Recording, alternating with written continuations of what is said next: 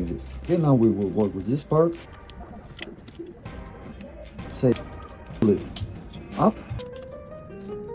We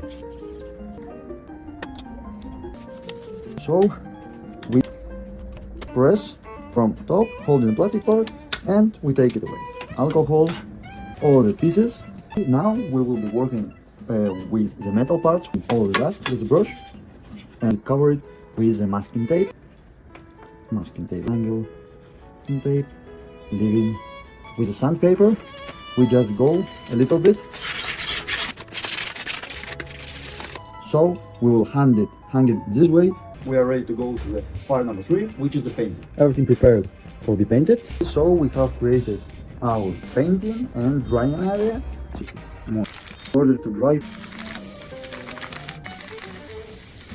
we might have. So this is our result. We are ready for starting the part number 4, which is assembling. We're going to remove the masking tape from the holders and from the handle. May leave after it. Fix the handle. Then in the typewriter, just pressing it this way. Side parts, so we can see it and do exactly the same. Place the side parts. Place the lid. Be very careful also. So